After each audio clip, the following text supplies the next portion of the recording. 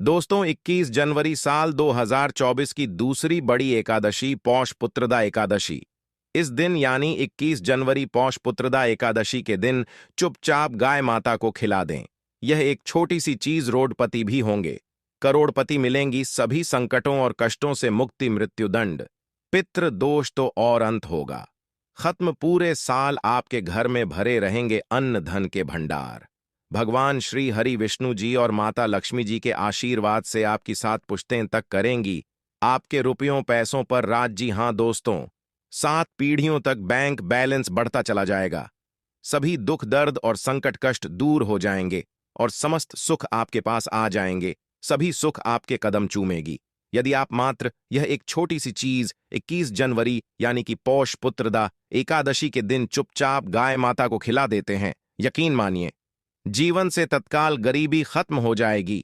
गरीबी दरिद्रता का नामो निशान खत्म हो जाएगा और आपके जीवन में आपको अपार धन सुख संपत्ति की प्राप्ति होगी। 7 पीढ़ियों तक किसी भी प्रकार की कोई कमी आपको नहीं रहेगी। आपके जीवन से सभी दुखों का अंत हो जाएगा, क्योंकि बहुत ही दुर्लभ संयोग में है इस बार जो साल की दूसरी एकादशी है, पौष पुत्रदा एकादशी। यकीन मानिए, गाय माता से जुड़े जो भी आप उपाय करेंगे आपको 100% लाभ मिलेगा। उन उपायों से लाभ मिलेगा भगवान विष्णु जी, माता लक्ष्मी की कृपा प्राप्त होगी और 33 कोटि देवी देवताओं को धारण करने वाली गांव मां माता की कृपा भी आपके जीवन में सदैव बनी रहेगी। किसी प्रकार की कोई कमी नहीं रहेगी आपके जीवन में।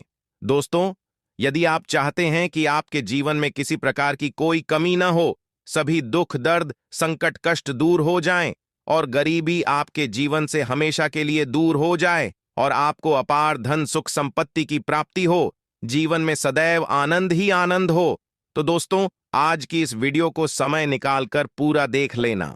यदि आज की यह वीडियो आपने पूरी देख ली तो आपके जीवन के सभी प्रकार के दुखों का अंत हो जाएगा। बहुत ही महत्वपूर्ण वीडियो है, लाभकारी वीडियो है।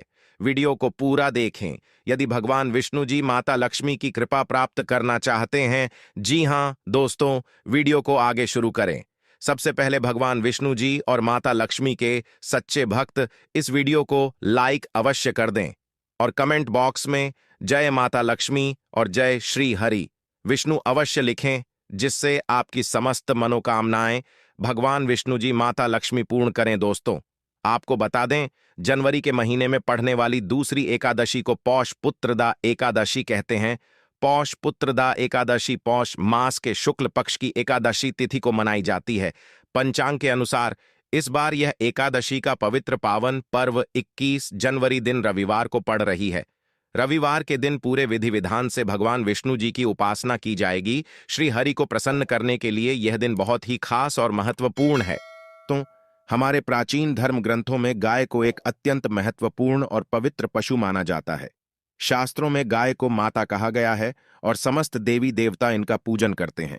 गौ माता के शरीर में 33 कोटि देवी देवताओं का निवास होता है। गाय एक अत्यंत पवित्र, निर्मल, शांत, निष्पाप जीव है।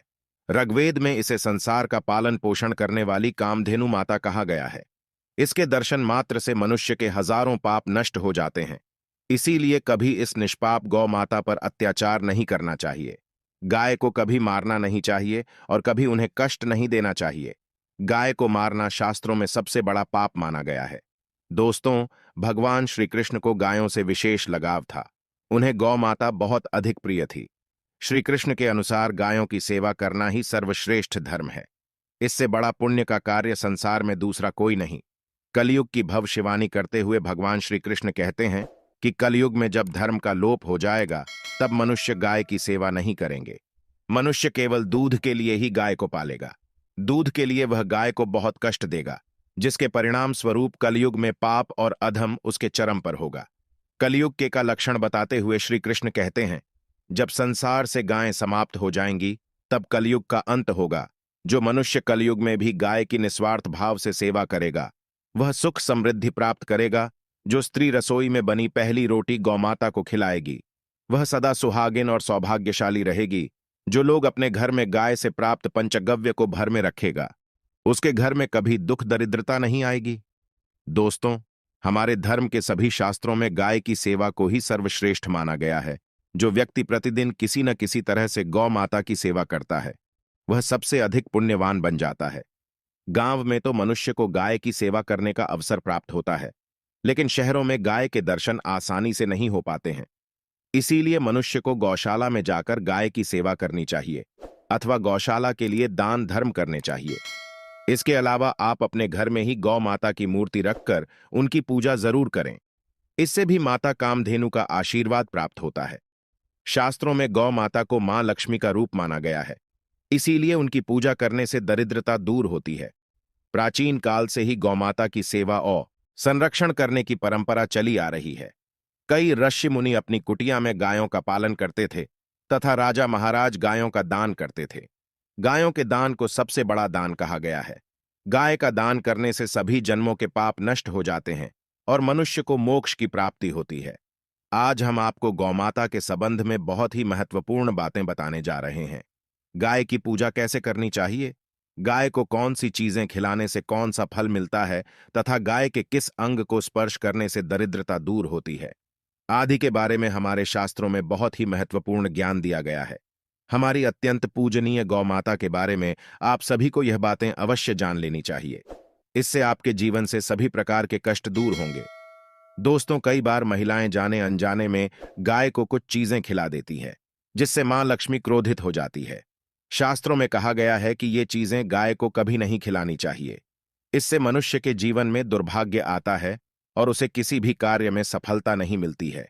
तो चलिए जान लेते हैं गौ माता के विषय में महत्वपूर्ण नियम। सबसे पहली बात है दोस्तों, गौ माता के दर्शन करना बहुत शुभ होता है। शास्त्र कहते हैं रोज सुबह गाय के दर्शन होने से पुण्य की प्राप्ति होती है और सुबह गोबर के दर्शन होने से लक्ष्मी की प्राप्ति होती है। अगर किसी महत्वपूर्ण कार्य के लिए जा रहे हैं और अचानक ही गौ माता आपके रास्ते में आ जाती है तो वह कार्य निश्चित ही सफल हो जाता है। किसी भी यात्रा पर निकलते समय अगर गौ माता के दर्शन हो जाएं तो वह यात्रा सुखपूर्वक पूर्ण हो जाती है, इसमें संशय नहीं है। ज्योतिष शास्त्र के अनुसार कुंडली में यदि पितृदोष होता है तो अन्य उपायों के साथ साथ गौमाता को प्रतिदिन रोटी और घास खिलाने से लाभ होता है और पितृदोष से मुक्ति मिलती है। इसी तरह कुंडली में यदि शनि की 7.5 या महादशा है तो हर शनिवार और अमावस्या को काले रंग की गाय को घास या रोटी खिलाएं और उसकी पूजा करें। इससे शनि दोष कम होता है। गौमूत्र यानी कि गाय का मूत्र बहुत ही उपयोगी, पवित्र और स्वास्थ्य की दृष्टि से अत्यंत हितकारी होता है। आध्यात्मिक दृष्टि से तो गौमूत्र का महत्व है ही, साथ ही वैज्ञानिक और स्वास्थ्य की दृष्टि से भी गौमूत्र के बहुत से लाभ बताए गए हैं। गौमूत्र में बहुत से खनिज पदार्थ और स्वास्थ्यवर्धक तत्व होते हैं जो हमारे शरीर की शुद्धि करते हैं और बहुत से रोगों से भी बचाते हैं। साथ ही गौमूत्र छिड़कने से वातावरण में शुद्धता और पवित्रता व्याप्त हो जाती है।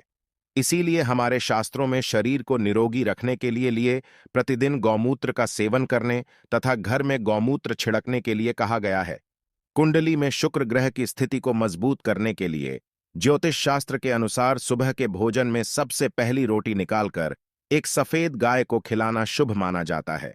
अगर आपकी कुंडली में बुध ग्रह कमजोर है या आपको किसी कारण इसके दुष्प्रभाव झेलने पड़ रहे हैं तो हर बुधवार के दिन गाय को हरा चारा खिलाना शुरू कर दें।